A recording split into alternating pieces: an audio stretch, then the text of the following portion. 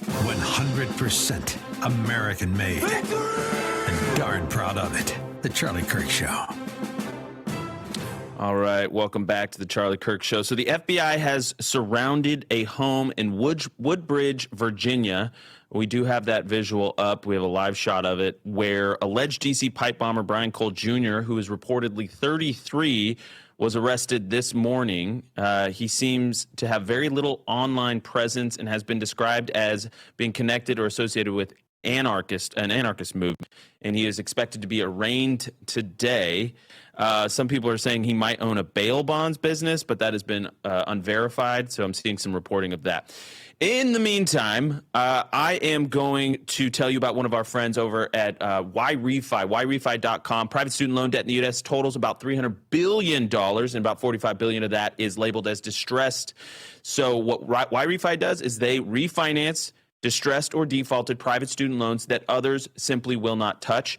And not only that, they are amazing people, amazing patriots who really care about the people they're working with. They care about this country, so they want to do a good for this country. This is the way they do it. 888-YREFI34, yrefy.com. That's 888-YREFI34 or yrefy.com. You need to check them out if you find yourself in a position where you have private student loan debt that you cannot keep up with.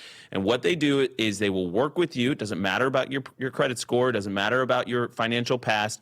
They want to find a solution tailor-made to help you so that you can finally get ahead in your financial situation. We care a lot about young people and their debt burdens, their financial distress. This is a company that can help you get out of that position. You don't have to watch the statements pile up anymore. You can call YREFI at 888-YREFI34, 888-YREFI34 or yrefy.com. They even let you skip a payment every 6 months up to 12 times without penalty. May not be available in all 50 states. You got to check it out. So there is a lot of updated. This is a developing story. We're going to throw it back to radio in just about 20 seconds. We will be right back. Don't go anywhere.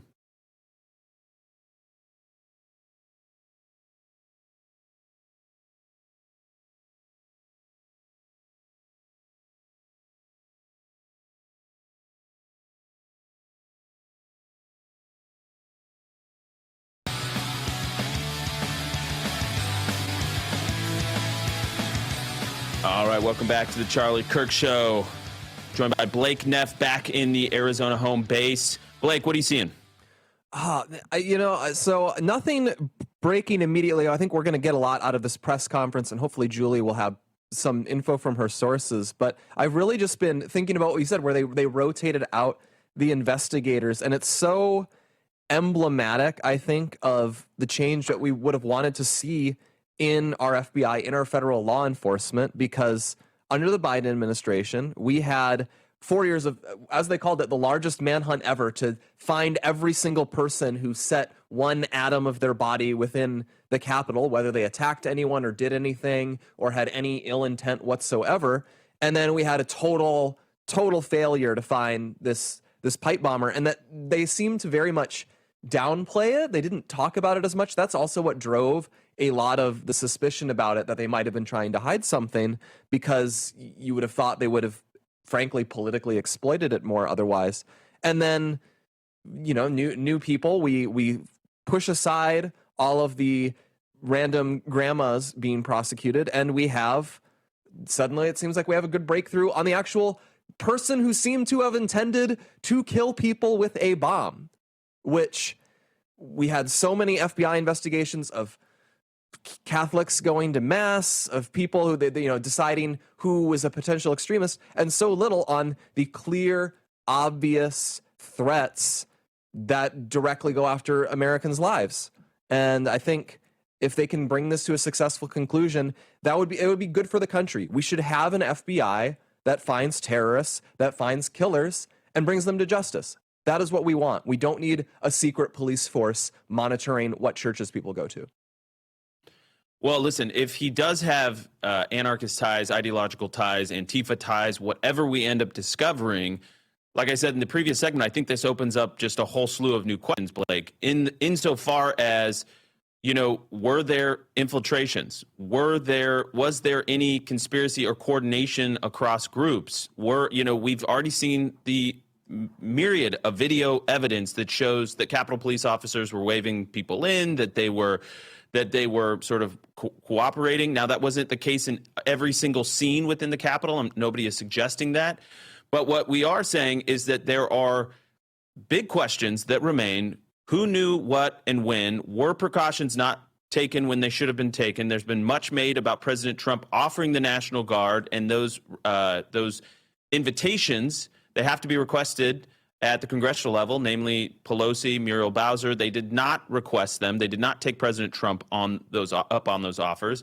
So why not? Maybe there's an innocuous explanation. Maybe it is more sinister. I think those are fine things to investigate, and we need to get to the bottom of it. But if there is Antifa present, if there were instigations present, and why those haven't been pursued, why they haven't been investigated. But meanwhile, as you said, Blake, we have thrown every grandma we can find that put so much as a pinky toe inside the Capitol, then we have a serious issue of political weaponization of the federal law enforcement agencies, namely the FBI, and a lot of the surrounding judges and jurisdictions that oversaw those cases. And that's a huge problem. That is a problem akin to the level of surveilling Catholic churches or surveilling parents that go to school boards because they don't want to see their trans ideology shoved down the throat of their children. This is a huge, huge tell. This is the dog that didn't bark. The silence is deafening. To your point, why did they not investigate the pipe bomber more rigorously? Why was there not more of a political exploitation of that on behalf of the Democrat Party? They're good at exploiting every other thing, whether that be Venezuelan drug boats getting bombed, whether that be leaked phone calls, perfectly fine phone calls in Venezuela. They will exploit everything to maximize their advantage politically. We have seen this over and over and over again. And then when you call them out on that, they will play the victim and say that, oh, I must be over the target. Well, no, actually, you're just guilty of wrongdoing, Mark Kelly. So why did they not do that in this instance? The dog that didn't bark, I think, is the tell. And we have to ask ourselves, why? Why? What did they know and when? Exactly. But I think, again, we should be grateful. We should be grateful if we caught a person. And yes. It feels weird. I guess we should be grateful if they just didn't politicize the thing and they also weren't covering it up. That's a good thing for the country. We should not complain if Democrats decline to do a bad thing. We do have to live with them. We do live in the same country as them, and that's unlikely to change. Oh, you're far too generous, Blake. You're far too generous. I probably am. I probably am. I simply believe that it is beyond the pale. It bends credulity, if not breaks it outright, to believe that they would not politically exploit the Vice President of the United States nearly getting blown up by a pipe bomb if they did not see a political advantage in doing so. So I can't see it. I will throw up my hands. If that ends up being true, I will eat crow publicly and loudly on this show. But I just can't see it. We're going to be right back with Julie Kelly giving us the latest on the pipe bomb breaking news. Don't go anywhere.